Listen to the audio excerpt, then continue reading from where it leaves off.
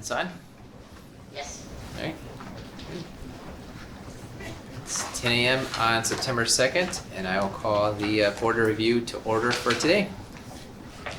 Looks like the first business is the roll call. Jeremy Kyle, Here. Linda Gurr, Here. Henry Posbrick, Here. Mara Spring. Here. We have a quorum present. Excellent. And the statement of public notice? This meeting was noticed in accordance with the open meeting law. Great. And then we'll wait until other people can come here to object, 10:15. The palpable errors, do we have to wait until everything's done before we? That's the assessor's issue. Yeah, I'm still getting a little organized on Okay, that, so that's no we'll have to problem. wait. Yep. Yeah, if we have time, happy to throw it in Sure. at any time on that one. And the late objectors, it just, we're in session, so anyone that shows up can They'd have to have be a late objector. Extraordinary. Right, that's right. Did the guy yesterday ever, He already didn't- called? And Right, did he ever- he didn't know if he would come. I don't think he's going to come. That one that wanted him. The one that wanted his order? Yeah. No, he came. Oh, He came, there's another one? well, that was what I had when the phone message. No, the Oh. phone message I had. No, he did come, he came at the end of the day, and you were in the mayor's office queuing notarized. His Gotcha. before. All right.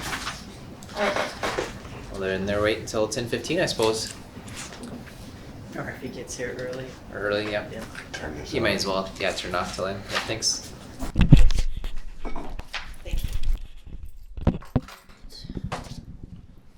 Thank you for having me. Thanks for coming in. Give you a minute or so. So I've not done this before, so what's the process? No problem, we'll go through all of it. Okay. One thing, we have a kind of a script in a way that we go through it. One thing we did notice is that you did not put an opinion of your assessed value. Right. And that's gonna be required. So I'll let you think about that while we're going through the whole process and all that. Okay. All right, so we've got the tape recorder working. Sorry, yes. Excellent.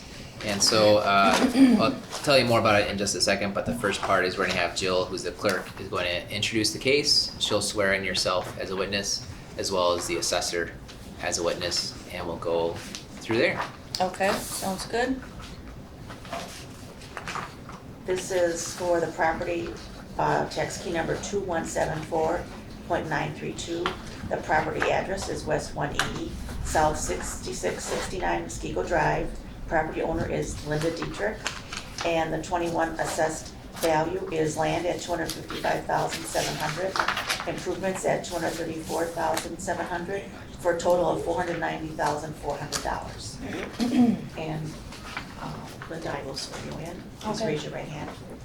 Do you solemnly swear or affirm that the testimony which you shall give in the matter now on hearing shall be the truth, the whole truth, and nothing but the truth, so help you God? I do. State your name, please. Linda Dieter? Thank you. And now we'll swear in the assessor. Do you solemnly swear or affirm that the testimony which you shall give in the matter now on hearing shall be the truth, the whole truth, and nothing but the truth, so help you God? I do, Mark Link, City Assessor. Thank you. All right, so we'll let you know what the procedure is, and then I'll make a question and then a statement. We'll go on from there. So to begin with, you're the person filing the objection, and you get to testify first and present your evidence first. From there, the assessor is allowed to ask you questions. Then we, as the Board of Review, are allowed to ask you questions. Then the assessor will present his evidence as to how the assessment came about. You get the ability to ask him questions. We get the ability to ask him questions. Okay. So you would have testified, he would have testified. You can respond to his testimony. Perhaps you have other evidence or other things along those lines. I do. Then he gets to present further evidence if needed. From there, once all the evidence has been put out in the open, you get to do a brief summary. The assessor gets to do a brief summary. Then we'll close the testimony and we'll deliberate ourselves with you here on whether the assessor's assessment was correct or not. And if it's Okay. not correct, then what is the correct assessment? Okay. So that's the procedure.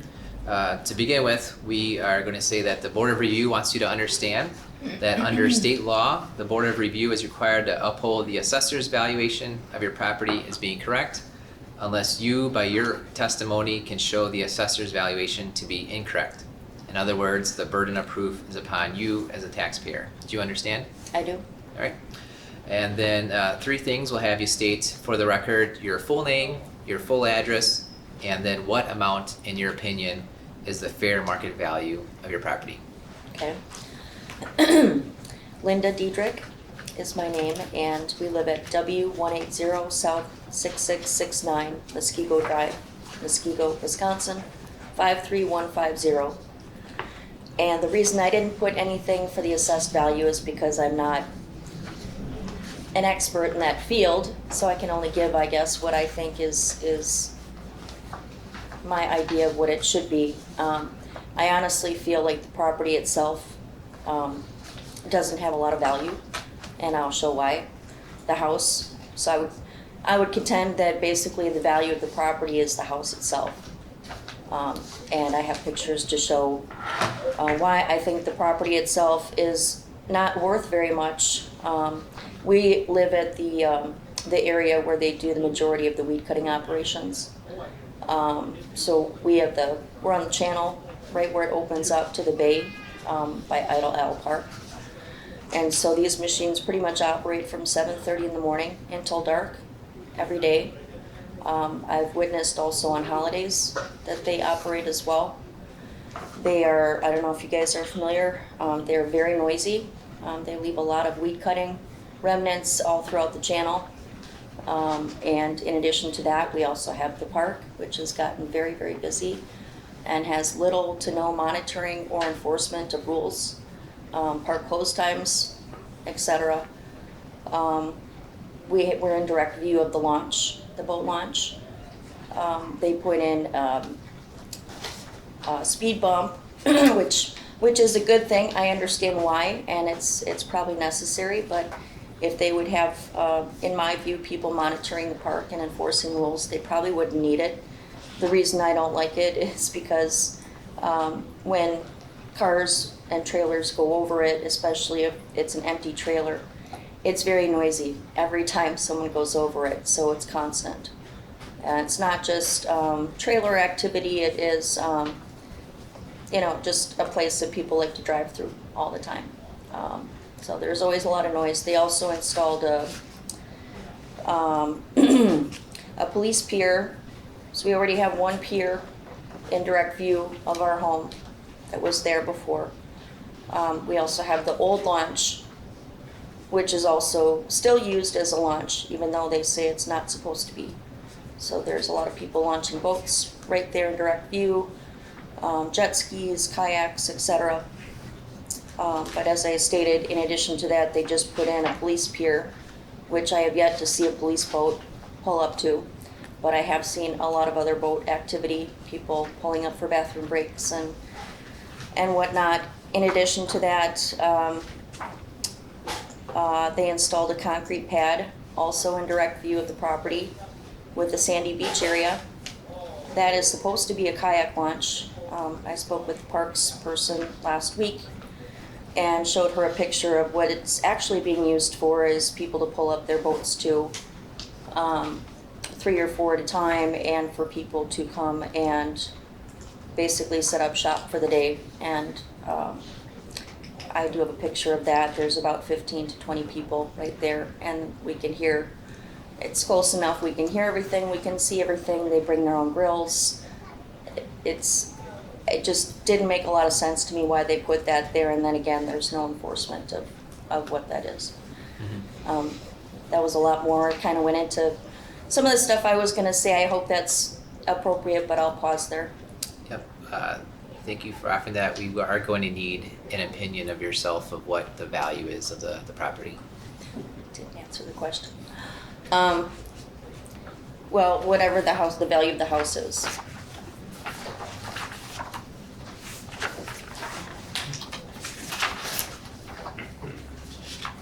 $234,700. Right. So your opinion is that the value of the entire property is $234,700. Correct. Okay. Thank you. Is there anything else you'd like to present? I Right would. now? I'm not sure the best way to do this. This isn't the most technical way. I just printed off pictures, so I guess I would probably explain what they are and then just pass them around. Yeah, you can pass it on to the four of us, and then would Okay. you want that to be an exhibit? Yeah, Evidence? Okay. yes. Yep. So you want me to just bring it over Sure. there? I can do that Yeah, for you. alright, thanks. Okay. Do you want me to just hand it in that order? Yeah, I don't know exactly what order, so I'm just gonna have to kind of walk through what's there, although it should be pretty self-explanatory.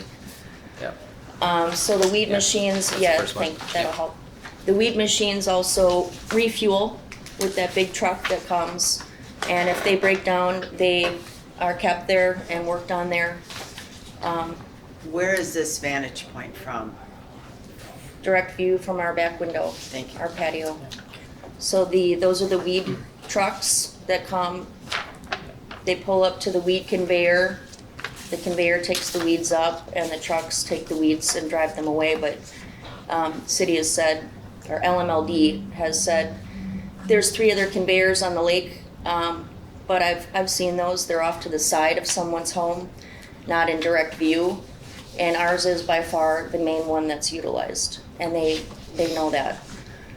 So we have trucks coming in and out all day, and it's just extremely noisy. So you've got these machines, which are huge, going back and forth through the channel all day long. You get this one here? Yeah, that's when a machine breaks down and all the people that work on them come and park directly in the back there on the grass and up to the machine so they can work on it. Yeah, this one, like the pipe. That's a weed remnant, so that's our shoreline. Okay. And it's kind of like that all the time because the weed machines are always there, so they bring back all the cut weeds that are left. So, you know, we had our channel dredged. We paid to have it dredged to make it nicer and to be able to swim. We can't even hardly get our boat in and out of there or fish, much less swim. These look like more the weed machines. Yeah, that one in particular, that shows to the left on the picture, shows where they put in the new concrete pad, where I explained that, you know, multiple boats come and pull up to it.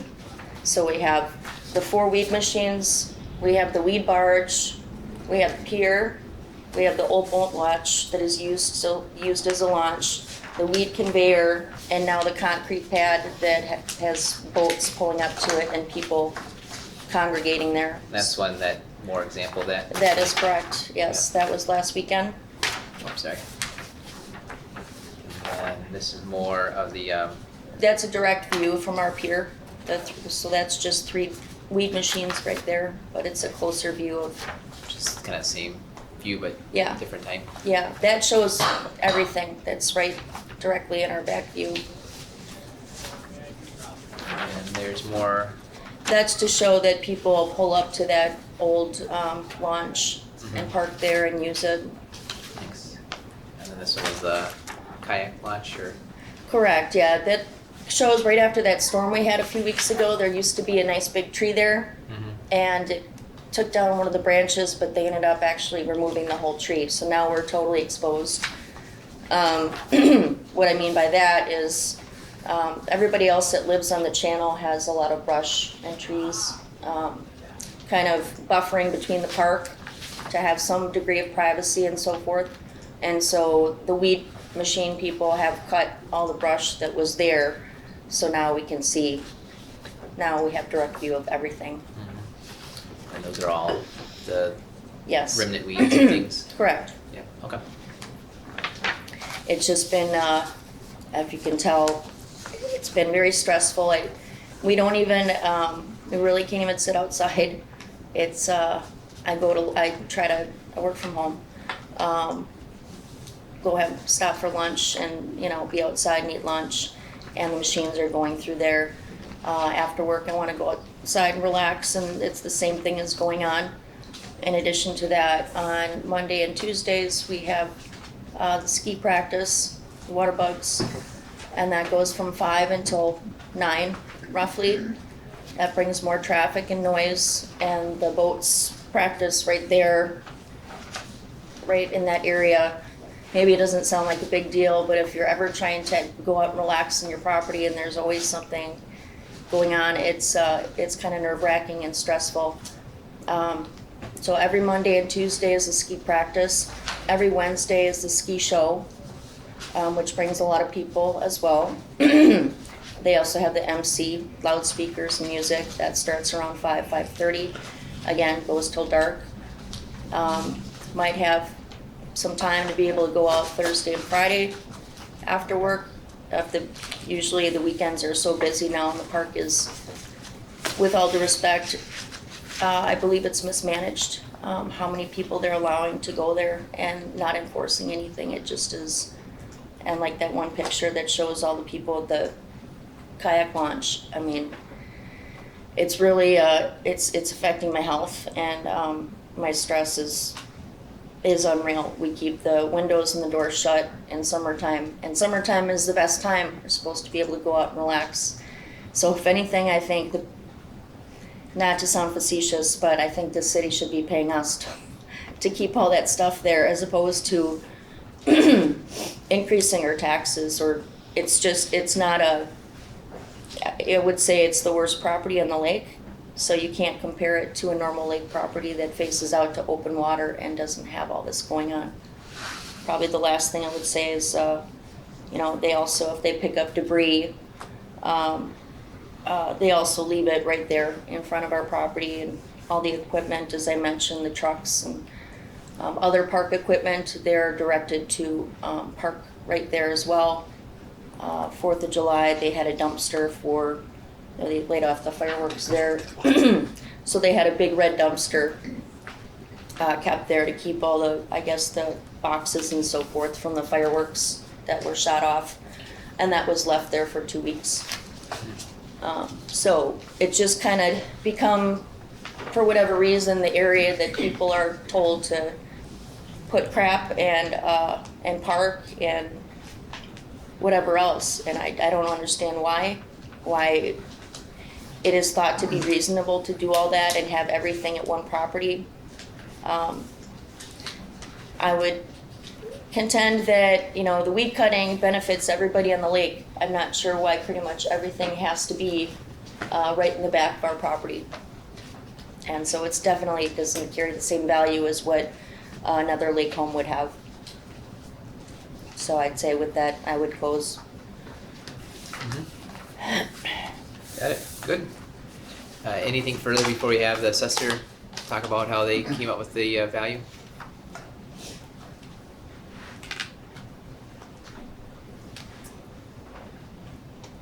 We'll have the assessor then present. Questions first, Mr. Chair? Oh, yes, right, the Sorry. questions, thank you, Okay. sorry. Yeah, no problem. We're showing that Ms. Diedrich, you purchased a property, is it Diedrich or Diedrich? Diedrich. Diedrich, thank you. You purchased the form here in June of 2016 for $390,000. Correct. And was the property on the market at that time when you purchased it, listed through a realtor? Or? Yes. Okay. And the dredging equipment, has it been there every year since you purchased, or is it just new for this year? It's been there in the summertime doing the operations, but not to this extent. And last year they made a decision. They used to only park them there when they weren't being used on Wednesdays when they had the ski show. Last year they decided to park them there all the time, even when they're not being used. And no recent appraisals? You haven't had anybody come out and take a look at what an expert might think No, any sir. impact would be on No, the sir. property, if any? Okay, thank you. All right. And- I'm sorry. Sorry. Yeah, Thought that's you okay.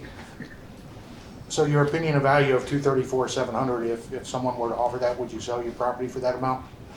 No.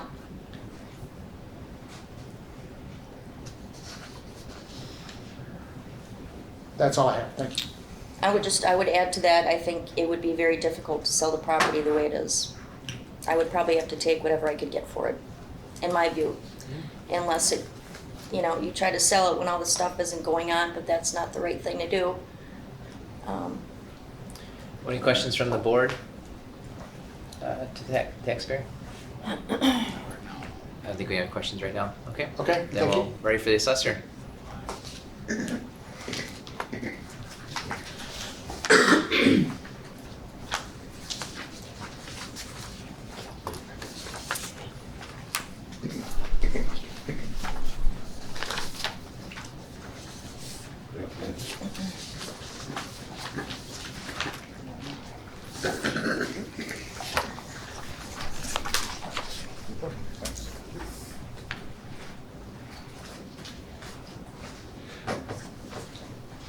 Okay, the assessor's office entered for exhibit a 3-page exhibit, a 2-sided property record card, and the 3rd page is the sales comparison sheet for the subject property.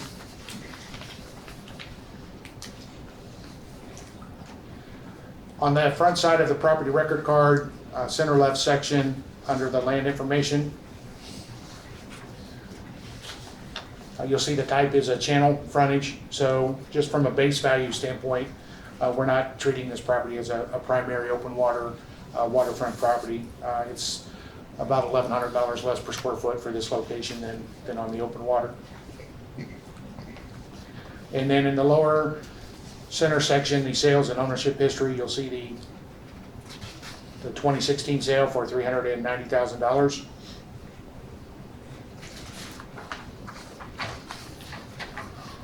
On the reverse side of the property record card, upper left-hand portion is the dwelling information that's also shown on the sales comparison sheet that I'll get to in a moment. The lower left is the cost approach to value, and then you have the sketch and attachments, and lower right is the outbuilding or other yard improvement data for detached buildings.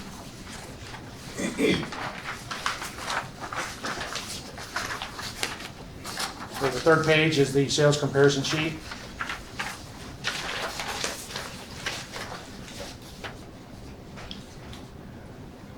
For the subject property, the first property listed is the subject property. We're showing the subject property being a 1991 year built ranch style home. Midway down the document, there's an above grade area of 1,160 square feet, finished basement area 1,236, total SFLA or square feet of living area 2,396 square feet. The market value of $490,400 is in the lower left-hand portion, and that was arrived at using the 5 comparable properties shown on the document. The first property is parcel 2189-969 at South 7322 Shore Drive. It's a 1987 year built ranch, 1248 square feet above grade, 750 square feet of finished basement, total square feet 1,998. That sold for $480,000 November of 2020. And 3 rows below the sale price of $480,000, you'll see the adjusted sale price, or what we would anticipate the subject property to sell for based on this sale, comparable number 1, and the subject property's characteristics. And you'll see the adjusted sale prices for all 5 comparables listed in that same row at the bottom of the form. Comparable 2 is parcel 2217-957 at South 7984 Bay Lane. It's a 1989 year built ranch style, 1,932 square feet above grade, 1,100 square feet finished basement. Total square footage 3032, sold for $652,500 December of 2020. Comparable 3 is parcel 2284-995-002 at W20900 on South Danoon Road. It's a 2020 year built range style home that sold for $451,784 August of 2020. And comparable number 4 is parcel number 2195111 located at South 7683 Lincoln. It's a 1930 year built old style, 1,107 square feet that sold for $465,000 October of 2020. And comparable number 5 is parcel number 2287002 at South 10707 East Shore Drive. It's a 1903 year built with a remodel year or effective age of 2000 square foot old style, or excuse me, year built, and the style is an old style. 2,056 square feet, which sold for $700,000 October of 2019. The average sale price of the 5 comparables is $287 per square foot of living area. Comparable number 5 and comparable number 3 are located on Lake Danoon.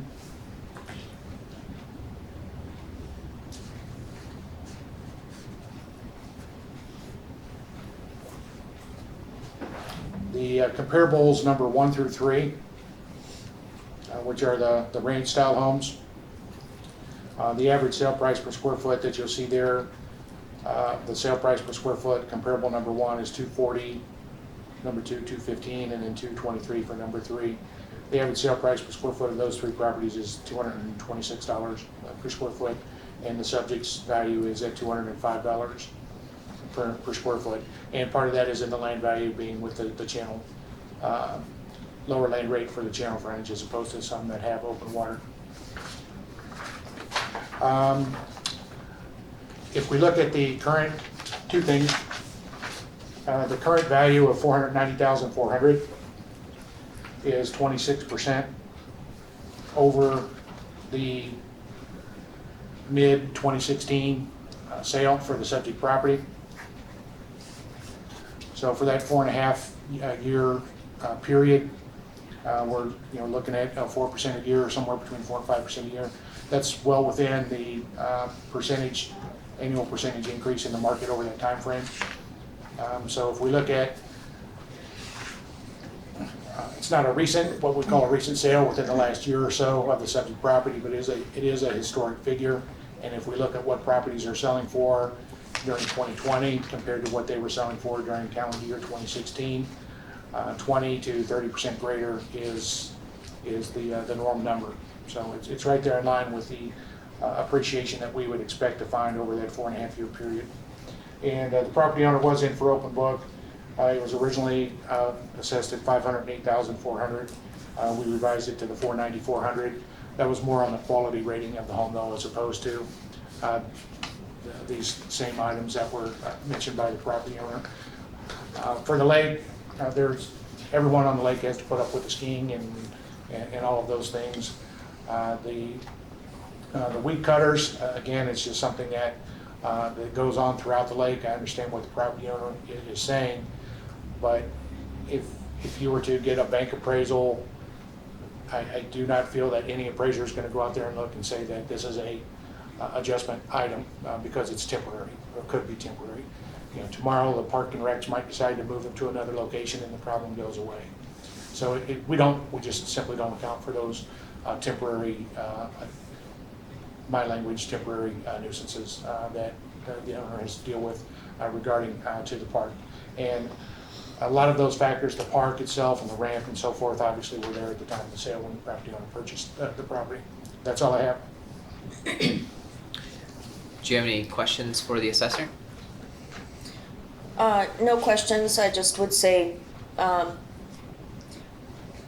again, with all due respect, I would think any reasonable person looking at those pictures would say that there's no comparison. You can't just say that's temporary when you essentially can't use your property in the summertime and you can't be outside. That's all. Do we have any questions for the assessor? I'm not seeing any, which means then you can do a summary of your case, and then the assessor will do a summary of what he's presented so far. I think I'm okay. I think I've said what I need to say. Got it. Yeah, just the standard no recent sale of the subject property, and you presented the reasonable comparable properties with adjustments. And there's been nothing presented to support the owner's opinion of value. That's all I have. All right, got it. Well, I will now close the testimony in this case, and we'll open up deliberations in this case by asking the Board of Review members to state, based upon the sworn testimony presented, whether the assessor's valuation of the property is correct or incorrect.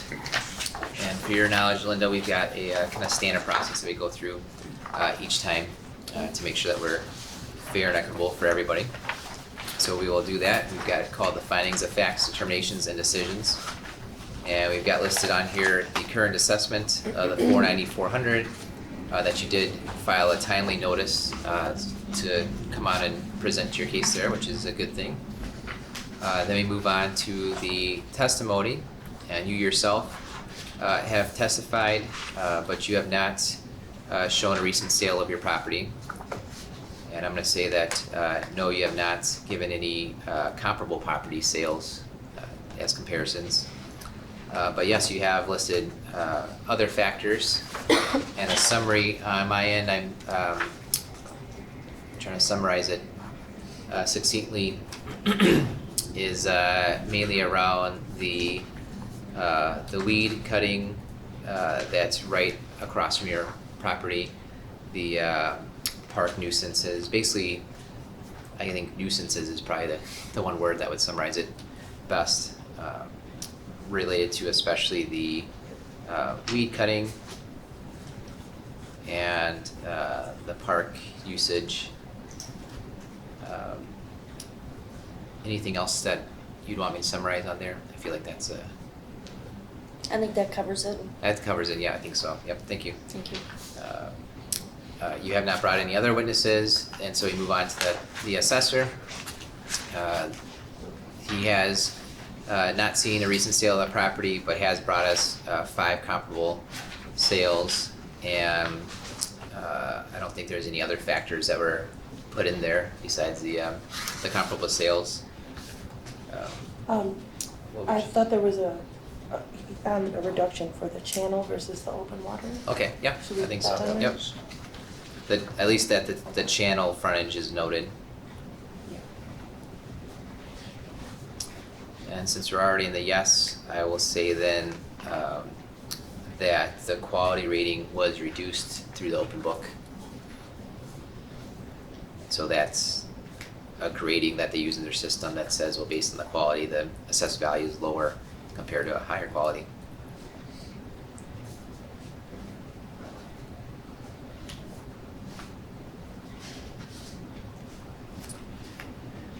No other sworn testimony was brought in by witnesses for the assessor, anything on there. And so we are gonna find that there was no recent sale of the property, that there are recent sales of comparable properties, that the property owner did not bring recent sales of comparable properties, that the assessor did present testimony of recent sales, and that the attributes did satisfactorily adjust for the differences in the property. Does that sound reasonable for everybody? That the attributes were accounted for?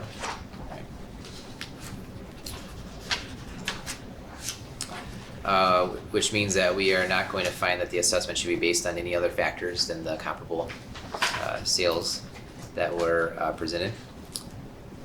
So I'm thinking it's the first one. So the motion would be that the exercising its judgment and discretion pursuant to Wisconsin statute 70.479A, the Board of Review by majority and roll call vote hereby determines that the assessor's valuation is correct, that the assessor presented evidence of the fair market value of the subject property using assessment methods which conform to the statutory requirements and which are outlined in the Wisconsin Property Assessment Manual, that the assessor presented evidence of the proper classification of the subject property using assessment methods which conform to the statutory requirements and are outlined in the Wisconsin Property Assessment Value, that the property owner did not present sufficient evidence to rebut the presumption of correctness granted by law to the assessor, that the assessor's valuation is reasonable in light of all the relevant evidence and sustains the same valuation as set by the assessor. So we'll entertain a motion. I'll make the motion. Alright, I'll second. thank you. And then Jill, the clerk, will take a roll call vote. for the motion? Jeremy Kyle, Yes. Henry Posbrick, Yes. Linda Gerr, Yes. Mara Spring. Yes. Motion carries 4 in favor.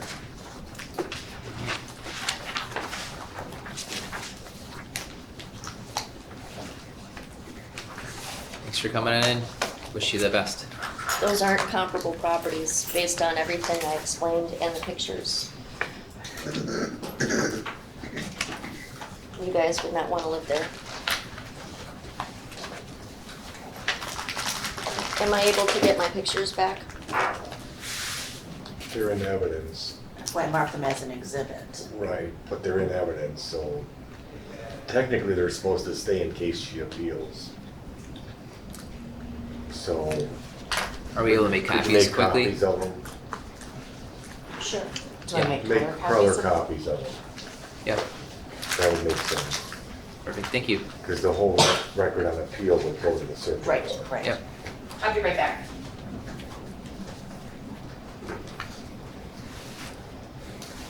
Alright. The next one is at 11 and they asked for telephone testimony. Correct. So we should review that one. That's the Roth Family Limited Partnership, which is an apartment building. And at the end, did they have a request for telephone testimony? Yes, did Why you? am I Just go ahead and page one page further? Okay. I missed it there. Okay, Do you have, okay. I have it, yep, thank you.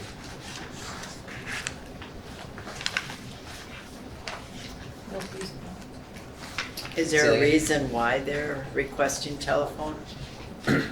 Um, the gentleman that is going to testify on his wife's behalf, his wife and her brother own the property. So he's acting as agent and they had a medical appointment this morning, so they, he couldn't, he couldn't be here in person, but he is able to, we are able to call him. Okay. So do we have to approve the waiver? We'd have to approve it, and there's also a sworn written testimony, which is this rent rolls and their, Right, so he Their did, own market yes, value he did, detail. provide that as well. Yep. So he wants to testify by phone, but if for some reason he's not available, then he wants the board to consider his sworn written testimony. Sure. I don't see a reason not to accept telephone and the sworn written testimony. Before, so. Yep. Yeah, so I'll take a motion for her, I'll make the motion just to both accept the request to testify by telephone and to accept the sworn written testimony. So I'll move for that. I'll second. Alright, so Henry seconds. And all in favor, say aye. Aye. There we go. Well, it's Okay, so, 5-2. Call them early, or? yeah, Yeah, see if Yeah, they're it's available.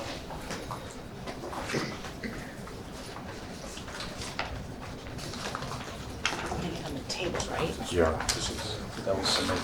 closer to them, so that was Okay. Here's the number. The recorder's still going there? good. It's like a red light. Yes. Perfect. Recorder's on, yeah. Yeah. Okay. 414-416-5369. Push And the speaker who am I asking for? Matt. is Push the- the speaker button.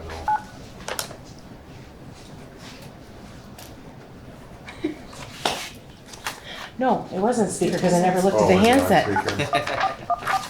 What are the last four? 5369. Change that. Yeah, it's already on Or speaker. is it- Okay, sorry. Matt? What's his name? Matt. It's not even, oh, there we go.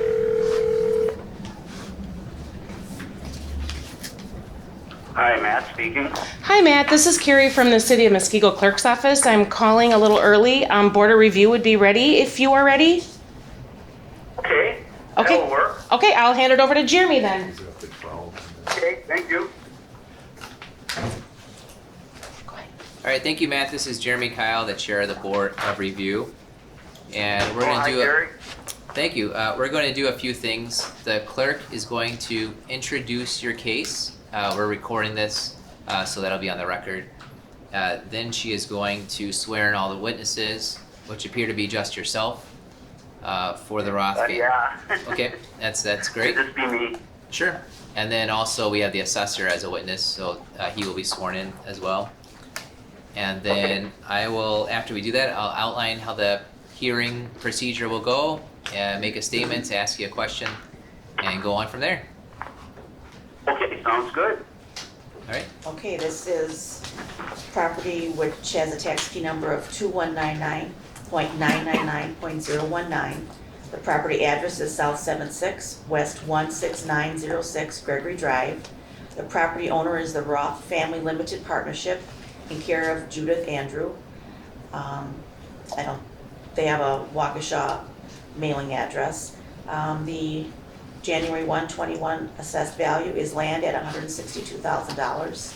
Improvements at $654,900 for a total of $816,900.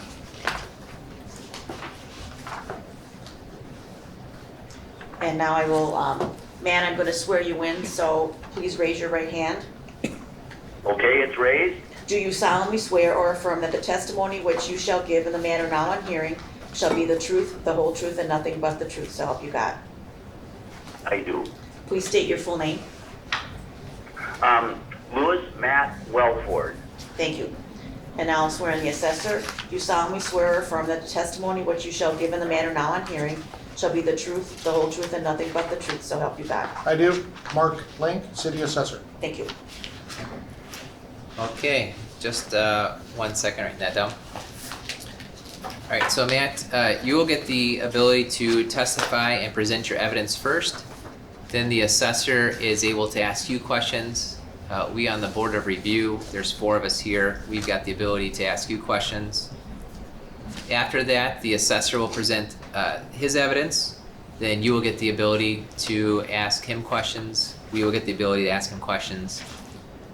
Now that you would have both testified the first time, you can present other evidence perhaps if you'd like, and we can question you again and all that. And then the assessor can present other evidence if he would like, and we can question him and all that. And then you get to present a summary of your case. The assessor presents a summary of his case, and then we will deliberate. Okay. Good. So to begin with, we want you to understand that under state law, the Board of Review is required to uphold the assessor's valuation of your property as being correct unless you, by your testimony, can show the assessor's valuation to be incorrect. In other words, the burden of proof is upon you as the taxpayer. Do you understand? Yes. And we'll ask you to state 3 things for the record.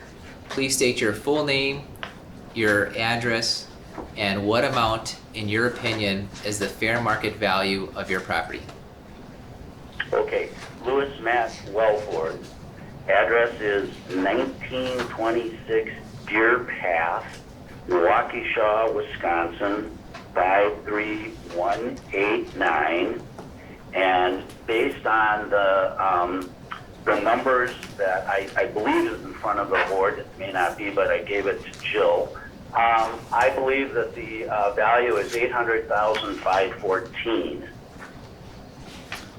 Okay, and we do have those numbers in front of us. So Okay.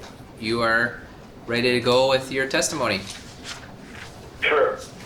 So just going down that spreadsheet from top to bottom, the first number is gross potential income is $83,704. That's the gross potential income based on current contracts in place on the 8 units over on Gregory Drive. So that's what we have for that building. The vacancy and collection loss at 5%, that number is there. That's based off of the gross potential income. Effective gross income then is the difference. Less the operating expenses. Now, when I met with Rob at our first meeting, we kind of went over that, the sheet that the assessor's office gives us, and that's the commercial operating statement for 2021. Because there was some real fluctuations in the expense side over the last 3 years, Rob suggested I use a 2-year average. So I did, and those are the real numbers based on the sheet. If you just go to the second page of that sheet, you'll see 29,008 and 35,703. That's just the average of that. So then we have the replacement reserves, 4%, and then we have a net operating income. So then in the meeting with Rob, we used a 7.3% capitalization rate. So that put the building and garage and, I'm sorry, just put the building at 600,214. Land, Rob had in at 162, garage he had in at 32.5, parking lot he had in at 5,800, total market value 800,514. So then I had some supporting detail just so you could see that, but I think I also included yesterday with Jill a rent roll. And if you have that, I'm not sure you do, but if you do, you'll see that that rent roll has a particular number on it for the actual contractual rents, and then obviously the total. So the total we received was a little less than gross potential, but I just wanted you to see the support because it does ask that I provide some support for that. So we have, you know, the 2-bedroom, 1-bath units. We have vacancy loss, and I just kind of repeat myself from the top level up there.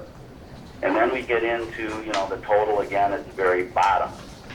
So that's the numbers that we actually receive in income, and that's the actual expense that we've had on that particular building up at Lake Ridge.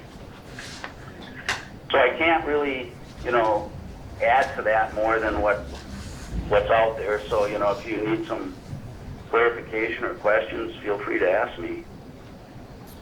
Okay. Well, the first person to ask questions would be the assessor.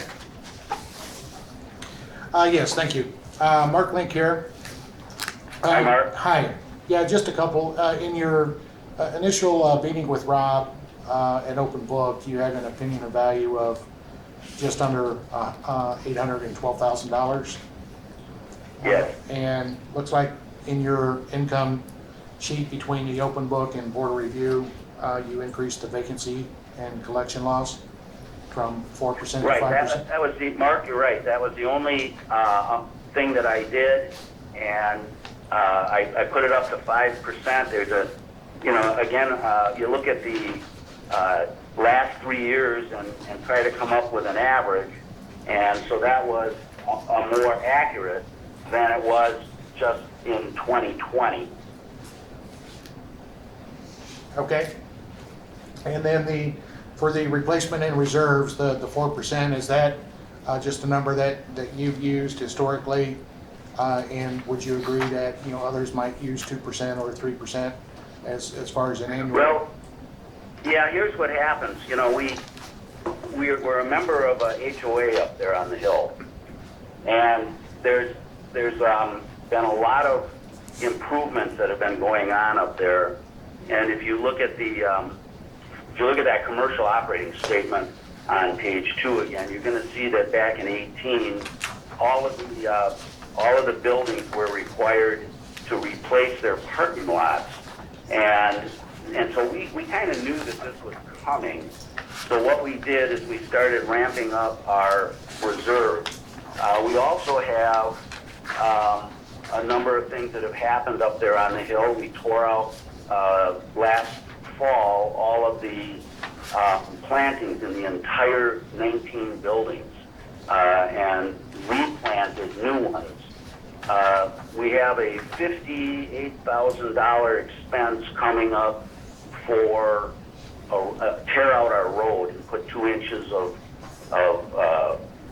surface coat on it and everything else coming up next year, not this year.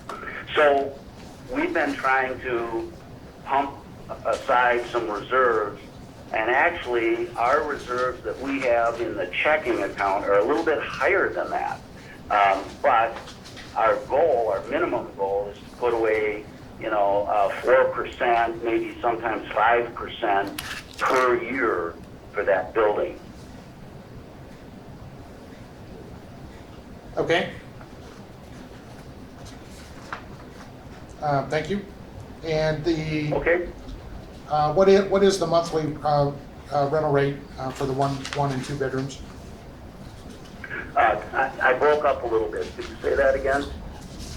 What are the monthly rents for the units? I think you have a rent roll here. I'm having a I misprint. have a rent roll there for you. Okay, I'll find that. Well, I can, I got it up on the laptop here, so I might be able to find it a little sooner. All right, so 2020, Oh, I'll just start with unit A and go through age. Yeah, So A is 900, B is 860, C is 860, D is 890, E is 845, F is 860, G is 920, and H is 850. okay, thank you. I found the sheet after you started, so thanks for the information. Okay. And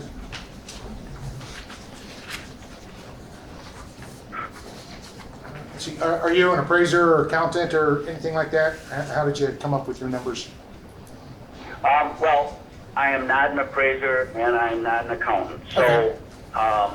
I've worked in banking. Well, I'm retired now for the last 5 years, but I was in business banking for 37 years. So I don't know if that helps. It does, That's thank what you. I Yep, did. just needed to know. Okay. That's all the questions I have. Thank you. All right, Mark, thank you. Any questions from us on the board of review? I have one. The capitalization method says 7.3%. Is that standard, or how did you come up with that?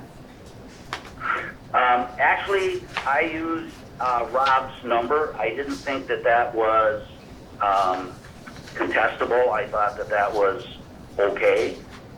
So I did that. But there is a suburban area capitalization rate, and then you have to use the taxes as well. You have to factor that in. So I think when Rob did that, he was at 7.3. So I didn't change anything there. Okay. Any other questions? Jeremy, can you ask if he wants this marked as an exhibit? Sure.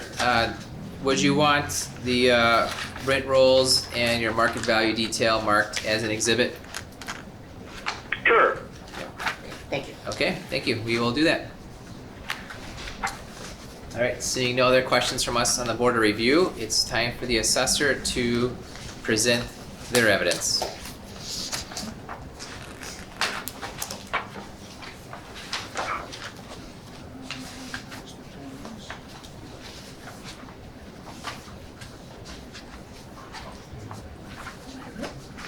I don't think they need Peter sheets. So just six. This, that. Thanks.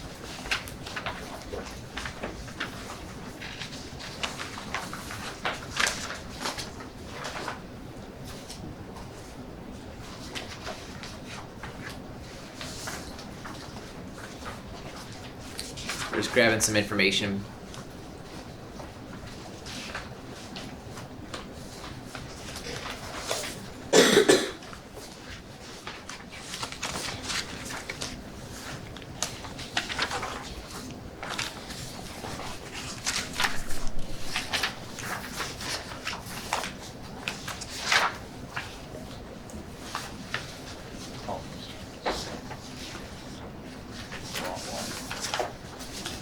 Okay.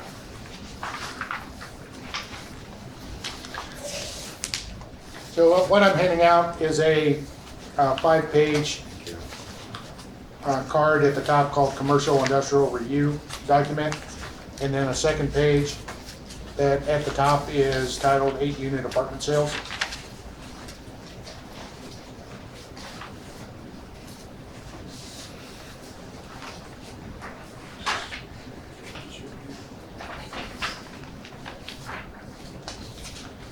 And this is going to be similar to what you spoke with Rob with at the open book there, Mr. Welford.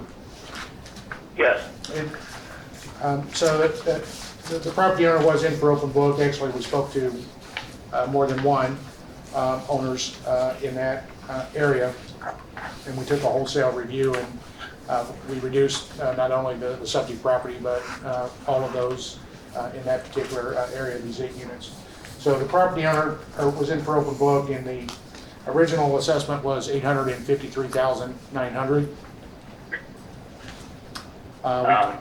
Yeah. Yeah, so we took a look at all of the information that was submitted and so forth, and revised all of the units to the current 816,900, I believe.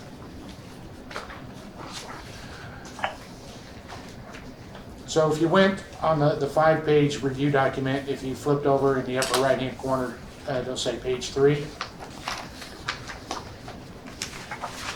Let's see.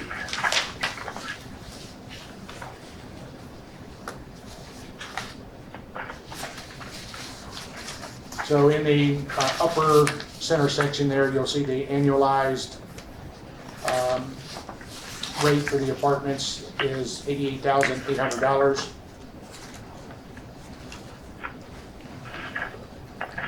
Moving below that factor to the, this is how we do apartments with attached garages. Thanks. So I know. Well, yeah, I'm sorry, one moment, I think we, Yep, we were missing a forgot to hand sheet. one out, okay. We're good now. Okay. So for the mass appraisal process, we'll look at this as there's 8 unit buildings without garages and 8 unit apartments with garages. So we add additional rent in that the attached garages, units with attached garages are going to capture more rent than those without attached garages. So we're at a 91,238 potential gross. We have 5% moving down the line here, 5% vacancy and collection loss for an effective gross income of 86,676. We have our expenses is a minus 27,040. To the left of that, you'll see a percentage factor of 31.2%. That's a standard adjustment for expenses. That gets us to a net net operating income of 569.33. And if you flipped to, in the upper right-hand corner, page 4,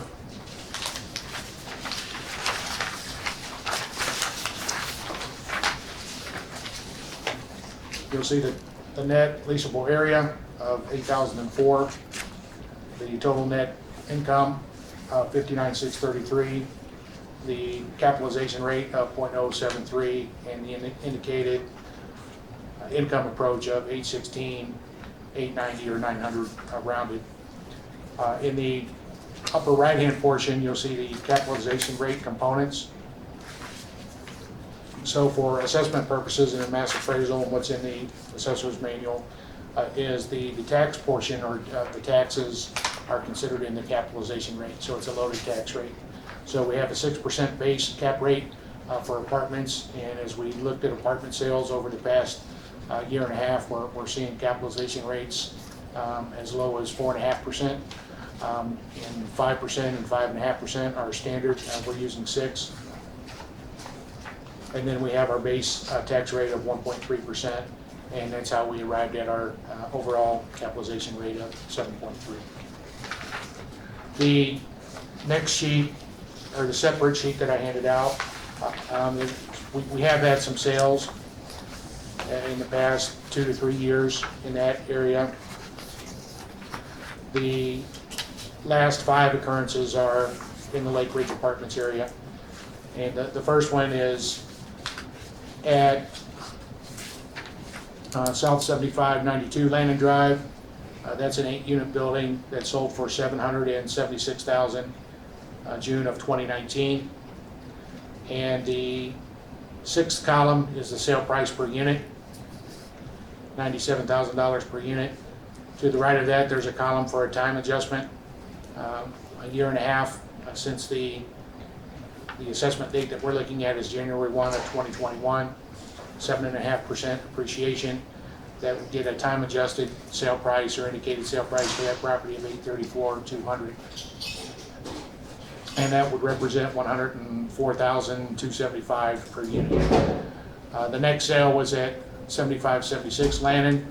That one sold for the same price and has the same indicators as the one previously mentioned. At W16851 Gregory Court, that one sold for $750,000 March of 2018, which was $93,750 per unit. Time adjusted factor of 1.12 up to 1/1/21 assessment date would get you a time adjusted sale price of $840,000, which is $105,000 per unit. And likewise, South 7604 Gregory Court and W16830 Gregory North also sold for $750,000 in that same date and time range, and has the same indicators as the first one mentioned. The subject property's $816,900 assessment represents $102,000 per unit. Excuse me, $102,100 per unit. And the difference in the opinion of value versus the assessed value is 2%. And just from a procedural standpoint, if the board does find in favor of the property owner, for assessment purposes, we round to the nearest $100. So in other words, 514 would be rounded to the nearest 100. That's all I have. Okay. Any questions from the property owner to the assessor?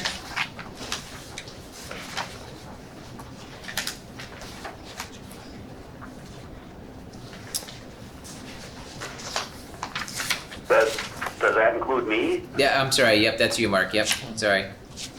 Or Matt, sorry. Yep, any questions that you have from what the assessor presented? Yes, for me anyway, it's on the gross potential. Mark, what did you say that you had as gross potential?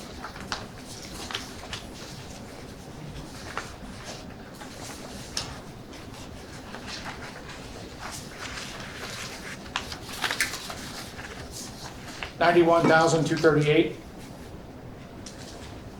91,238. Okay, so about $8,000 difference. So again, I know you have a model, and I know you have to work within that model, but the actuality of up on the hill there, you know, that's not sustainable. We try to balance, when we set rents, we try to balance profit with occupancy. And it's always a fine line, but what we have up there is, I'd say, right in the norm. There's a few up there on the hill that have a little bit more income because they put granite countertops and stainless steel appliances and things like that. We have chosen not to do that. We're not real sure we can get a return on our investment that way. But, you know, what we have, obviously, is what we feel can keep the buildings relatively full, and still make, you know, a return to the owner, which is not me, it's my wife. So if you using 91,238, that's a big number, that's a big difference, and mathematically, if you change that number just a little bit, the gross potential income, it makes a big difference. And I guess, Mark, you know that because you do the numbers. But that is not what we have. The $83,704 is the actual legal contractual contracts that we have for that 8-family right now. So I can't give you anything else. That is the true number. That's what it is. The model may say something else, but what you have is what you have. So again, and as far as as far as relative sales, yeah, those properties, I know them well because I am the treasurer up there on the hill with the association. And that's from our president when she bought those from the former president. So that's still a pretty good, your time factor adjustment, that's still a good chunk of change when you move it from the 750, 760 range up to 816 over that 3-year period. So again, I feel my numbers reflect the actual operations. It reflects the actual contractual income on the property. And I did use, Mark's value for land, garage, and parking lot. Fine, that's great. It was just more or less the building that gets impacted by some of those numbers. Okay, so the answer to that, and it's one of the reasons I asked you about perhaps any experience in the industry. If we look at your sheet where you've got your actual income and so forth, and then you're adding in the land value and the garage value and the parking lot value and so forth to arrive at your 800,514 figure. Correct. So for appraisal purposes, when we're conducting an income approach to value, it's all inclusive of all of those items. So you're adding in value as a dollar amount. We're adding it in as income, so to speak. And so we arrive at our all-inclusive value of the 819,600, where it seems on your sheet you're trying to indicate a building value of 600 and then adding in for the land and the garage and the parking lot and so forth. Yeah, I just took that off of the sheets that Mark and I'm sorry, that Rob and I went over at our meeting. Those were the numbers that the city has identified, so I just used those. I didn't make those up. Sure, I understand. But I guess my point is that the method that you used here would not be the method that's used by an assessor or an appraiser. It's when doing the income, it's really all inclusive of the land and so forth. So yeah, but Mark, there's still a breakdown on those appraisals. yeah, I mean, I spent 37 years looking at those appraisals. There is definitely on a commercial appraisal a breakdown of that, and so again, we go back to the building, and what number did you on your assessment? What number did you give the value of the building itself without any of the land, garage, or parking lot? well, we don't segregate it out on the income approach. So there's a cost approach to value. I can give you what we have as far as the cost approach to value goes for those items, but for our income approach includes those items. So Right. they don't have a Right, breakdown. that's my point. So if the income approach will break down those items, what was the building? I think you're misunderstanding my answer. The income approach, the income approach does not break down the apartment building, the garage, and the parking lot. It's all inclusive. The cost approach to value, we do that, but not on the income approach. Okay. Well, again, you have a model. Apparently, you need to stay with that model, and that's fine. But it would seem to me there could be adjustments to that based on actual income, actual expenses. I can't do any more than give you those spreadsheets and show you what they are. That's what gets submitted to the CPA at the end of the year for tax. That's about as far as I can go. All right, do we on the board of review have any questions for the assessor?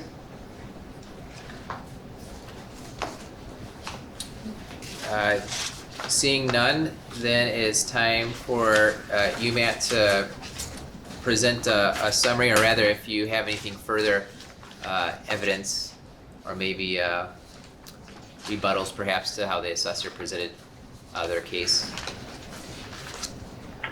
I can't really add a whole lot.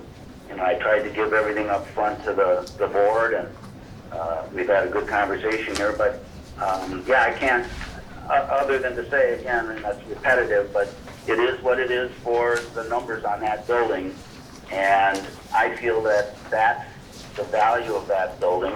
I mean, at your number, you're talking a $140,000 increase on that building from apparently the last assessment. That's a big jump.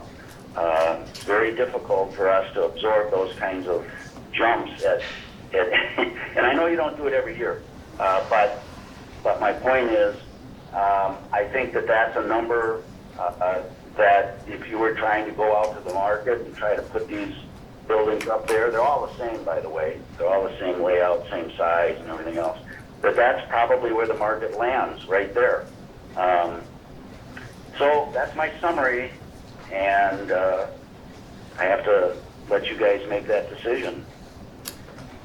Good. I think we can ask you some questions. I do have a couple questions for you, Matt, at this point. The assessor presented us 5 sales that happened in 2018 and 2019. And you had just stated that those buildings are basically all the same. So these are 2 sales on Landon Drive in 2019, 3 sales on Gregory Court in 2018. Are you familiar with those buildings? Would you say that your building is virtually the same as those 5? I am now. Like I had stated earlier, there are some owners that have chosen to maybe put in something like, say, wooden flooring, or they might put in granite countertops, for whatever reason. I've heard of a couple doing that. Mm-hmm. The owner, the lady that bought the ones on land, and she's our president of the association, and actually I think she bought 4 of them that year. So yeah, I mean, she's our president, and yeah, so I can't tell you what she does internally with those units, not sure, but the layout's the same. Okay. Gotcha. That's the only question I had for myself. Any other questions to Matt? All right. So then the assessor can present any further rebuttals perhaps to... I have nothing further other than we've presented our sales and our income approach to value. Okay, excellent. Well, seems perhaps repetitive, but it's time for you, Matt, to make a summary of your case to the board of review.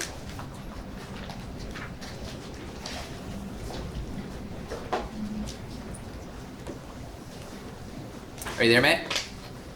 Well, I'm sorry, I'm sorry, I don't think I heard you. No problem. It's kind of your last chance to present a summary of your case to us here at the Board of Review. No, I think we've all covered pretty good ground here. All right, appreciate it. And then Mark for the Yes, assessor? I just made it a minute ago, so nothing further to add. Okay, from that. excellent. Thank you. Well then, let me make sure I say it correctly, but I'm going to close the testimony in this case. I will now open up deliberations in this case by asking the Board of Review members to state, based upon the sworn testimony presented, whether the assessor's valuation of the property is correct or incorrect. And for your knowledge, Matt, we've got a procedure and form we go through to make sure everything's equitable as we're going through all this. And we've got listed on here the assessed value, which is assessed right now at $816,900. You did file a timely notice of objection, so that is a good thing. And then you present as the objector did not present any recent sale of the property and did not present any sales of comparable properties, but you did provide us other factors, mainly an income approach factor with the sworn testimony, the written testimony, which is your calculations and spreadsheet and all that. Okay. And we have to summarize your evidence, and I think the summary would be that your belief is the what's the correct term here? I want to get the correct term. Just the potential income is not as great as the actual income. That's perhaps a summary from you. Would that sound good? That sounds perfect.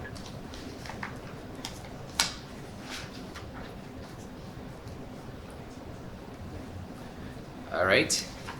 And then we're moving on to the sworn testimony by the assessor. There was no recent sale of the subject property presented. I don't know, Mark, can we call this comparable because it's outside of the scope, or I mean, you kind of have to go outside of the prior year with commercial on these types of properties? I would say it's comparable. Well, I presented them as comparable sales. There you go, That's how yeah, I'll yep, answer it. that, perfect, yep, excellent, yeah, so he presented these sales as comparable properties, gave us a total of 7 properties, 5 of them specifically in that apartment complex area. And then any other factors outside of that? Is that exhibit 2? I marked it Exhibit 3. Exhibit 3, okay, thank you. Any other factors that were presented by the assessor outside of the comparables? I'd say this income approach and 5-page sheet was another one.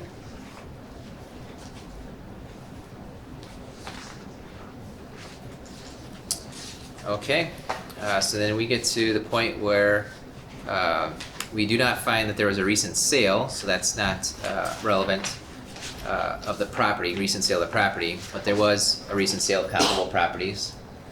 So we're believing those comparable properties are comparable. That you, the property owner, did not present any recent sales of comparable properties. That the assessor did present the recent sales of comparable properties. And that the attributes adjusted for the differences from the subject and their contribution to value. Say yes to that one. Because they weren't really different. Right, Right. yeah. Yeah, and our opinion is that these are basically the same type of apartments, and you had stated already that the layouts are exactly the same. And I don't think there's any other factors that we would base the decision on, so we're gonna say no to that. And so it looks like number 1 to me. How do you guys feel? Yeah. Okay. So we're going to move exercising its judgment and discretion pursuant to Wisconsin Statute 70.479A. The Board of Review by majority and roll call vote hereby determines that the assessor's valuation is correct, and that the assessor presented evidence of the fair market value of the subject property using assessment methods which conform to the statutory requirements and which are outlined in the Wisconsin Property Assessment Manual. That the assessor presented evidence of the proper classification of the subject property using assessment methods which conform to the statutory requirements and which are outlined in the Wisconsin Property Assessment Manual. That the property owner did not present sufficient evidence to rebut the presumption of correctness granted by law to the assessor. That the assessor's valuation is reasonable in light of all the relevant evidence and sustains the same valuation as set by the assessor. So that will be the motion. I move to accept. All right. Linda moves for the motion. I'll second. I heard Henry as a second. And we'll have our clerk take the roll call vote. Jeremy Kyle, Yes. Henry Posbert, Yes. Linda Gurr, Yes. Mara Spring. Yes. Motion passes 4 in favor. All right. So the assessment will stay at the $816,900. Okay, I guess Thank that's you. nothing I can do about it. I presented the numbers, and again, if you try to move that building up another 7,000 a year, we're gonna create vacancy. So even if you used my number of actual rent and plugged it into Mark's formula, I'd be real interested in knowing what that number would be. Instead of 91,238, put in 83,704, and let's see how the model looks. All right. Does anybody ever do that just to kind of see what that would be? Yeah, that's looks like something that you'd be able to do with the information. But we appreciate your time. Thank you. Thank you. Bye. Bye.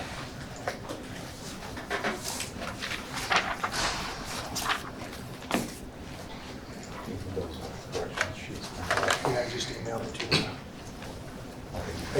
Only phone conversation. Yep. Now we're on to Hoppy at 11:45.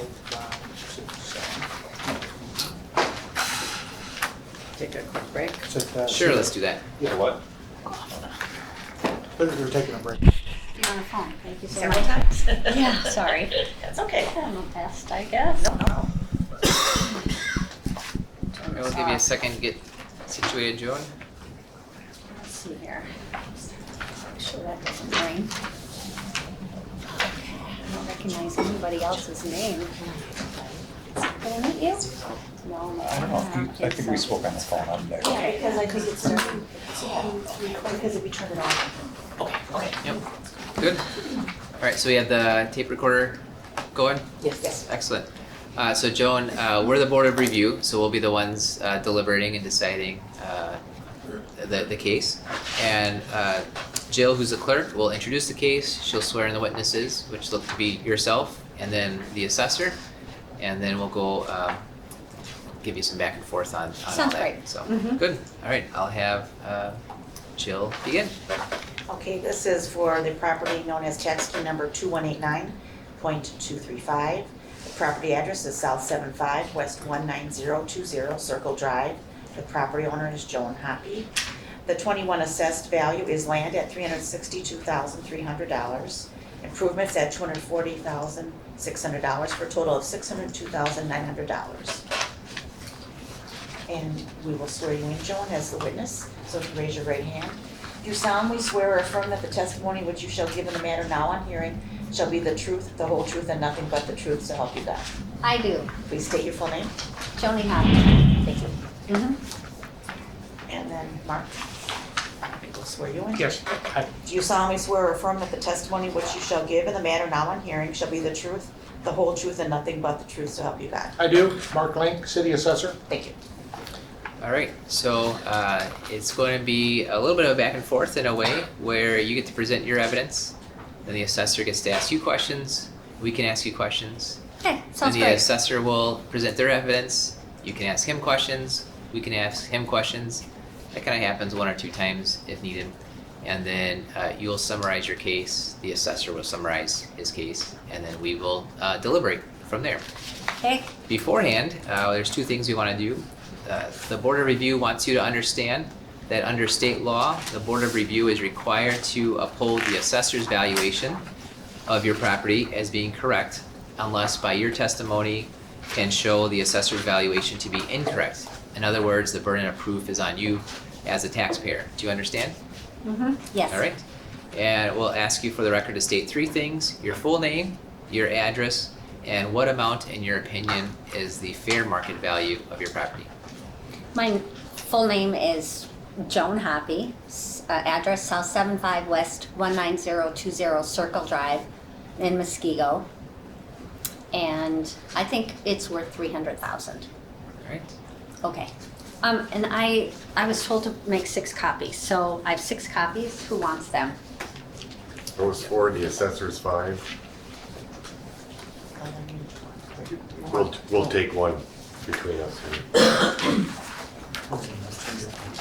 Thank you. Oops, I'm sorry. And would you like this to be entered as evidence? Yeah. Okay.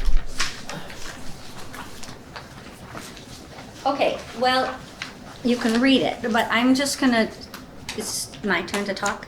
Yes, please. Yeah, Yes. okay. I'm gonna kind of read through it. The reason I'm not objecting to the value, I'm not objecting if, I have this culvert that is around the corner from me that is undersized and clogs up. So I have been cleaning the culvert for the last 10 years. In 10 years, I haven't flooded. I've been super close to flooding, but I haven't flooded because I'm diligent about cleaning it. Even on vacation, I'm having my neighbor clean the culvert. I don't want to come home to a flooded house. So realistically, my property is a culvert backup swale. And what really should happen is my house should be torn down, my property should be built up, and then I'd be water free. However, it would only push the problem downstream. So you would have somebody here next year. There's 2 other people that are I always flood. They sometimes flood. But because I'm so on it, we haven't flooded for 10 years.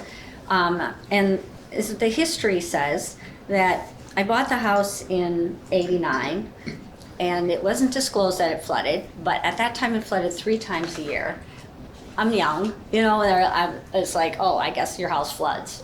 Your house isn't supposed to flood. And so one time, then I started talking to the city in about 2000, and they built a culvert in front of my house, which stopped the flooding 3 times a year. And that engineer, it's not our current one, said, I guarantee you'll never have any issues again. So I'm like, okay, great. We didn't flood for a year. I'm like, wow, this is the first time ever. So then we started using the lower level, making a rec room for my kids, whatever. Well, then we flooded in '07, we flooded in '08. We didn't flood in '09, and then in 2010 we flooded 3 times. And as it states, it cost me $50,000 to redo the damage of the 2 of the floods. One of the floods came while I was still under construction, so that one, it didn't cost me anything. The 3rd flood that year flooded 2 floors, which has happened before. That's a lot. It just comes right in my house, and there's nothing to do.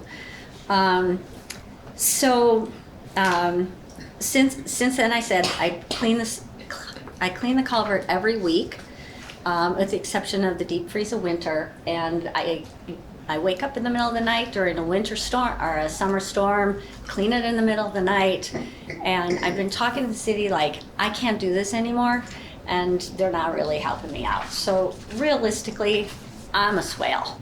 In their opinion, I am a swale. And I just soon have the culvert fixed and then charge me whatever you want, or assess my value for whatever you want. But I've been working, 10 years ago they said that they would fix the culvert, and 11 now, since 2010. I've been working with them. They're just totally ignoring me. So I think they have decided I'm a swale. I think that is the pictures, which I don't have, but the pictures are, this is like what I do on a weekly basis. The first one is I clean the culvert. This is weekly. After rain, we're gonna get every junk from Lake Forest, like a mile surrounding. We get garbage, we get toys, we get junk, leaves, sticks, bags, and it all clogs up the culvert. And the next one was 2020. I don't have any pictures from 2010 that I could find quickly, but usually I'm too in a panic to start cleaning that culvert to take pictures. So the next one was after. This is my driveway. This is after I clean the culvert. My neighbor called, hey, are you doing okay over there? It was the middle of the afternoon. I wasn't looking outside. I'm like, oh my God, no, bye. And then I went out, cleaned the culvert, and then I started taking pictures. Like, I'm so close. It was in my garage already, but it hadn't caused any damages. And then, so let's see, the next one was the second one, the third one's my driveway, and then I'm just putting a little random picture, like, just so you know what I do on a weekly basis, in the rain, in the shine, in the lightning, to save my house. And I could let it just go, but it's so much work to flood that it's less. My neighbors walk by, oh, you're cleaning the culvert again. I'm like, it's easier than cleaning my basement. So that is why I'm objecting to the value of my property. Any questions? All right. Okay. Any questions from the assessor? Just a couple. No recent appraisal on the property or market analysis or anything like that? No. Definitely. Mm-mm. How did you arrive at the $300,000 opinion of value? I think that in order to make my property usable, they have to not have a house on it. So I'd take down the house, build it up, and then that'd probably be what the property would sell for. That's how I came up with it. Any outside experts taking a look at the topography or anything like that? The city has looked at it many times. Okay. And the last time it flooded, it was 2010? Is that Yes, right? completely flooded. I've had a few garage and shed floods, but I've caught it in time.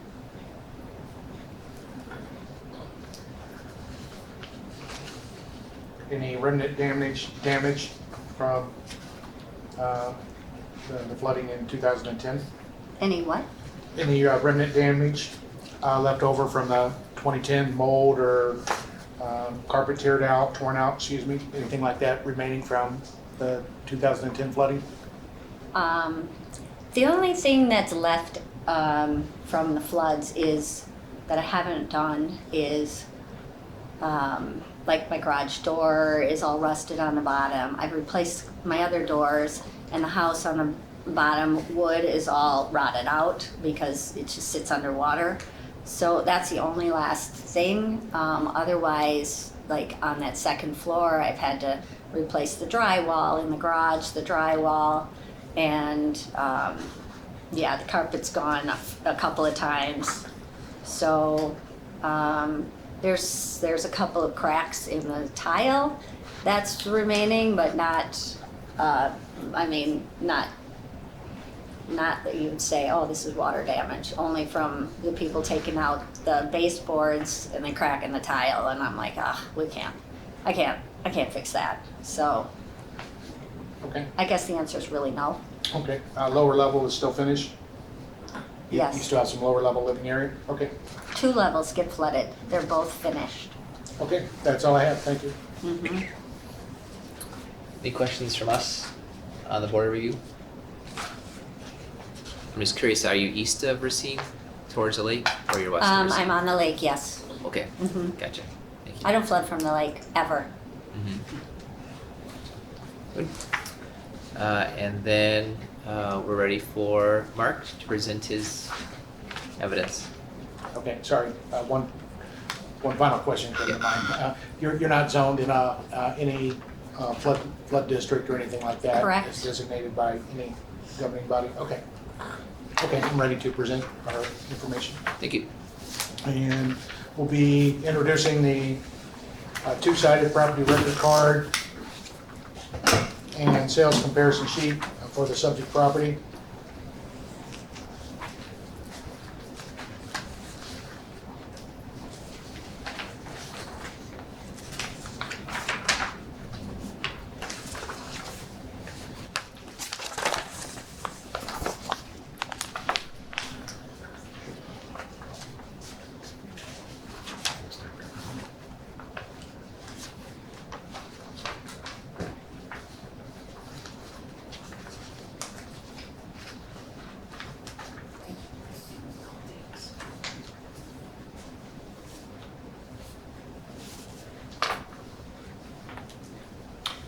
Okay, the front side of the property record card.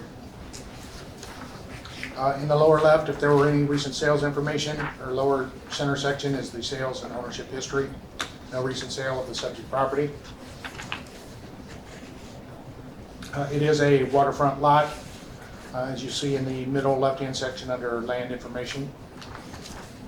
And in the middle right-hand portion is the historic permit information for the property.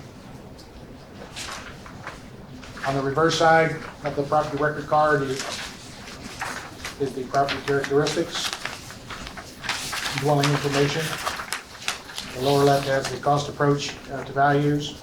You have on the right-hand side the sketch and attachment codes and the outbuilding data for detached buildings, in this instance the shed. And this dwelling information that's shown on this page is also on the sales comparison sheet. So if we went to the sales comparison sheet, the first property listed is the subject property. And we're showing the subject property as a 1977 year built, split level, tri-level home. In the center portion, the above grade square footage is 2,040. The lower level finish is 675, and that's how we value tri-level homes. The lower level family room and so forth is called finished basement living area. Total square footage of 2,715 square feet. The market value on the lower left is 602,900. That was arrived at using the 5 comparable properties that are shown on the page. The first one is parcel 2189-969, a 1998 square foot ranch style home built in 1987 that sold for $480,000 November of 2020. Comparable number 2 is parcel number 2217-957, which is a 3,032 square foot ranch style home built in 1989 that sold for $652,500 December of 2020. Comparable number 3 is parcel number 2174-940, which is a 2,258 square foot colonial, which sold for $469,000 October of 20. Comparable number 4 is parcel number 2287002, which is a 2,056 square foot, 2-story old style that sold for $700,000 October of 2019. And comparable number 5 is parcel number 2284995-002. It's a 2020 year built range style, 2,022 square feet that sold for $451,784 August of 2020. Comparables number 4 and 5 are on Lake Danoon, and comparable number 2 would be on Bass Bay. Lake Danoon and Muskego, we value at the same frontage. Bass Bay is valued at a lesser rate than Muskego and Danoon, based on historical sales and depth of water and so forth. The average sale price of the 5 comparables is $245 per square foot of living area, and that's in the sale price per square foot at the bottom. The subject parcel is valued at $221 per square foot. The average, taking out comparable number 4, which is the high 337 sale price, is $221 per square foot. So in other words, the average of comparable number 1, 2, 3, and 5 is $221 per square foot, and the subject is valued at $222 per square foot. Even off the water, split level homes can be difficult to find comparables just because the number of split level homes is a lower number comparatively to ranch and colonials and so forth, which means a lesser amount of sales to choose from. And with the waterfront properties, there's even a smaller number there and a smaller number of waterfront sales, so we do have to expand out and look at other bodies of water and use other styles of homes that have sold and make adjustments for the characteristics that way. And again, that's just based on the number of available sales on the water. The original property owner was in for open book. The original assessment was $634,100. There was a reduction made, but that was more for the quality of the home as opposed to the conditions that are presented by the property owner today. And there's obviously some history there with the city and so forth, but what we have to look at as an assessor is we'd like to see something a little more tangible. Is there any type of expert cost to cure for this item that we can consider? How frequent is the flooding? An outside market analysis or appraisal, some type of other third-party expert analysis of the situation, so we'd have something more tangible to look at. We just don't have that and haven't had that, and that's why we didn't make the adjustment as well at open book. That's all I have. All right. Do you have any questions for the assessor? No, I just want to say that I wouldn't complain about my value if I wasn't flooding at all, right? I mean, I could agree, I'm probably right in there. So, that's not my issue. Any questions from us to the assessor? Alright, so at this time, we've got the ability to present additional evidence, perhaps in a way rebutting what the assessor had said. I have none. If you have no other questions for me, I don't have any other evidence. Do you have any other evidence yourself? Nothing further. Okay. We're at the point then where you would make a summary of the evidence that you've presented. And then the Summary. assessor will make a summary and then we'll Okay, deliberate. yeah. Okay, summarize. I live in a, every time it rains, I panic. Like, oh my gosh, am I gonna flood? I have done everything I could do to my house, repitched my driveway, put 2 sump pumps in, battery backup. Like, I'm ready for whatever can get hit, but I can't control this culvert. And I know I can't retire in this house the way it is because I'm not gonna be able to get down in that ditch. It's 5 feet deep and clean it out on a weekly basis. So, the water gets so high, it has flooded out cars in my driveway, in 2010. If I don't clean it, it would happen again. And I just soon have the culvert fixed and I could live happily ever after. But until then, I don't really believe if I disclosed it to somebody else, they would probably say, I'm not about to clean that culvert to live in your house. So that's my summary. And the assessor's summary? Same as I just mentioned a bit ago, we presented the sales and would be looking for some additional expert type tangible item to give us some guidance on the property. And without that, there's been nothing presented to support the property owner's opinion of value. That's all I have. All right. Thank you. So I will close the testimony on this case. Should I say it correctly? We will now open up the deliberations in this case by asking the Board of Review members to state, based upon the sworn testimony presented, whether the assessor's valuation of the property is correct or incorrect. And for you, Joni, we've got kind of a process of form we go through to make sure it's all equitable for how we go about it with everybody. And we've got your information here listed at the current assessment of $602,900 that you have filed a timely notice of an objection, that you have not presented a case of a recent sale of the property, nor recent sales of comparable properties, but your objection is related to other factors, and we need to summarize that. I would say, flooding is the word for sure. But I think, I think the summary would be just flooding and drainage issues would be a good summary of your objection. Because of the culvert? Or Yeah, there you go, let's add that in, yep. What did you say? So flooding and then because drainage. of the culvert? It's a culvert issue, Yeah. right? And drainage. Yeah, all the water comes down into that area from everywhere. There you go, inadequate color.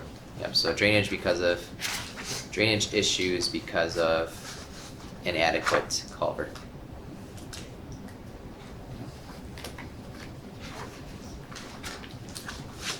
And from the assessor, we have testimony not of a recent sale of the subject property, excuse me, but a recent sale of comparable properties. And there were 5 comparable properties presented. Then other factors that were included, I don't think there was any other factors besides the comparable property. Testimony that they didn't have any recent appraisals or anything that could justify. Right, yeah, there's no factors that were considered, excuse me. And it appears that it might be helpful to have additional factors, some level of a market analysis on it, but maybe engineering report or something would be a helpful way to have the assessor look at the property.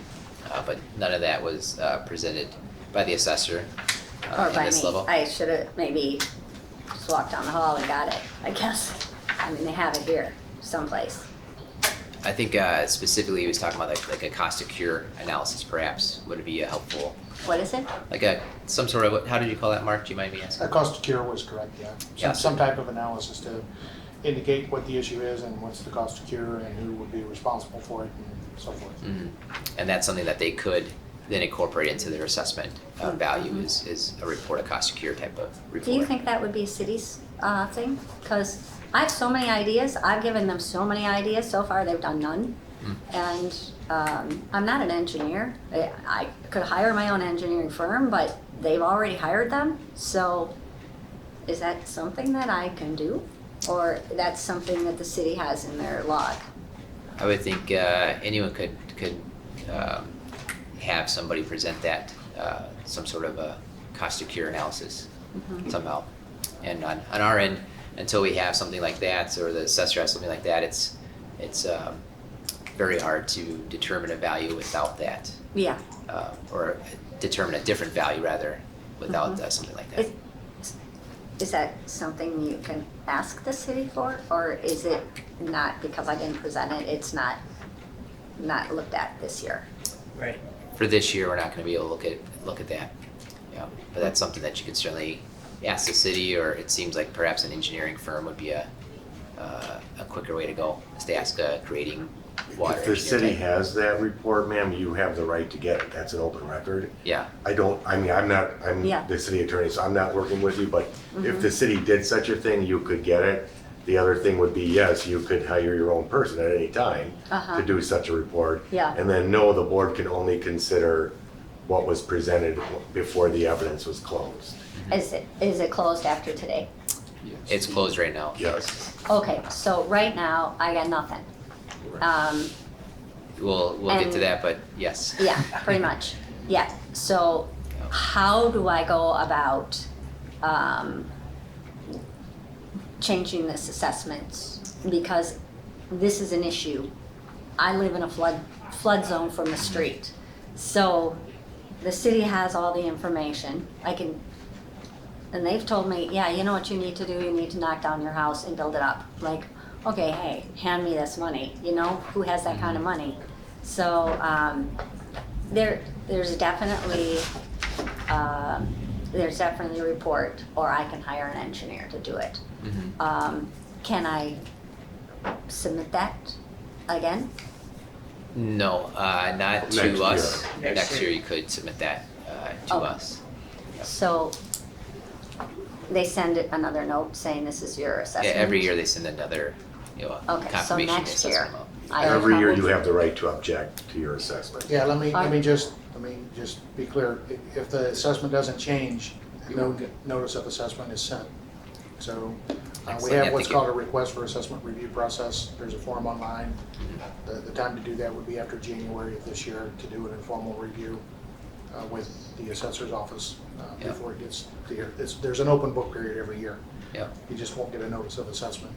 perfect. Okay, so in January I go, I print this form off and I fill it out. Yes. And that's for it to be reassessed or reviewed rather.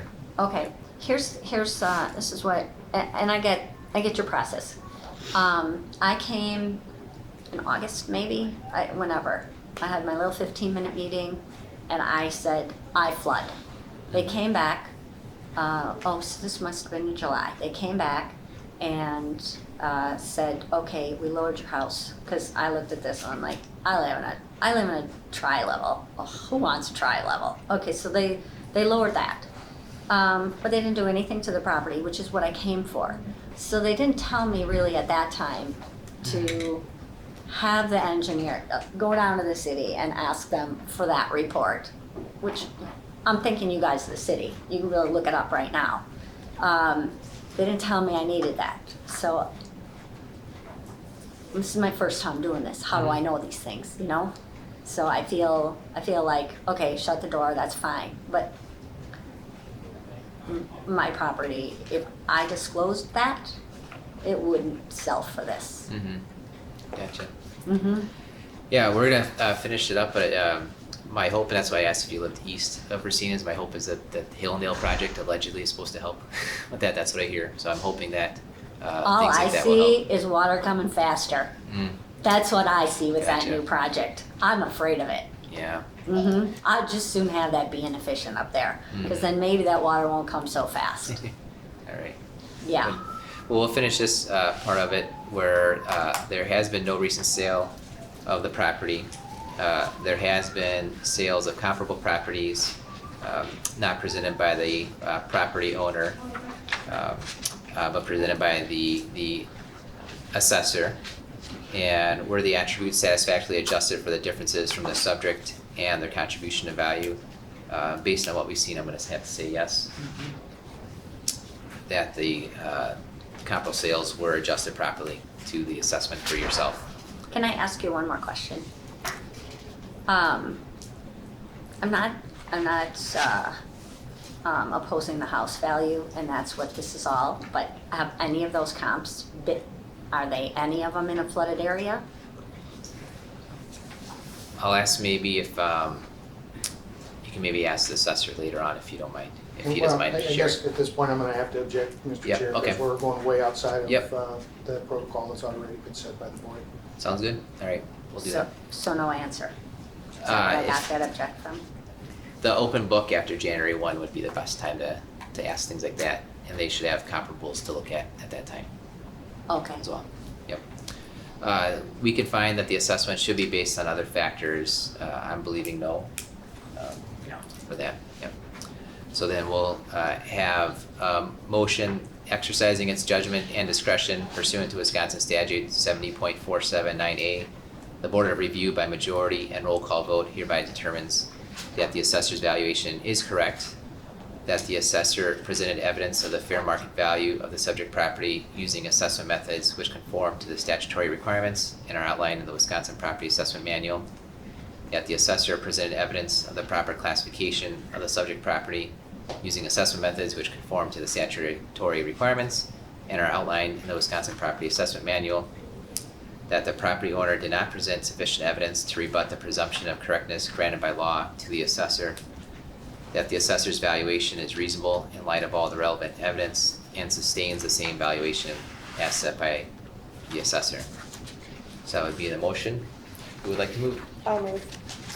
Mara moves. I'll second. All right, Linda seconds. And the clerk will take the roll call vote. Jeremy Kyle, Yes. Henry Posford, Yes. Linda Gerg, Yes. Mara Spring. Yes. Motion carries 4 in favor. Done? Yes. Okay, thank you very much. You'll be seeing me again, Wish you the best. unless they fix the street there then. Yeah, thank you. Thanks for hearing me out anyway. Have a great day. Take care. All right, next we will consider action on palpable errors and omitted assessments, which would be from Mark.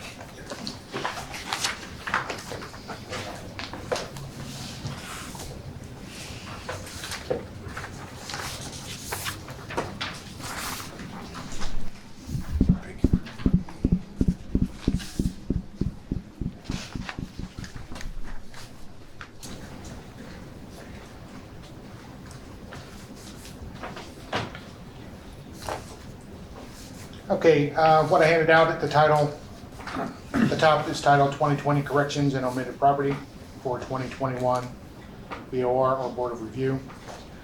Statute 70.43 allows for corrections of errors from the assessor, made by the assessor for previous year's assessments, if they qualify based on 7 or 8 criteria. The first property listed is parcel number 2293-999-010, owned by Mr. and Mrs. Janutes. The original value on the 2020 assessment roll was $120,400 for the land, 0 for the improvements, total $120,400.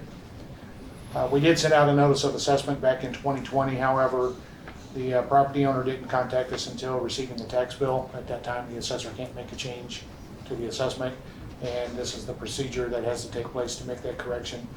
In this instance, the property was split, and it was treated as a residential buildable lot, and the property owner provided information that it was still, even though it was split, it was still in agricultural use, and the law requires if it's in agricultural use that it be valued as such. And so would ask the board to accept the correction to the 2020 assessment roll for this parcel to a value of $1,100 land, 0 building, and $1,100 total. And what happens from there is the city will reimburse, if the board approves, the property owner gets reimbursed from the city, and then the city gets chargebacks from the school districts and other districts that are on the tax bill. The second property is parcel number 2287001-001, owned by the Mazars. The original 2020 assessment was $345,300, land $297,900, improvement $643,200 total. They had timely presented us with a request for assessment review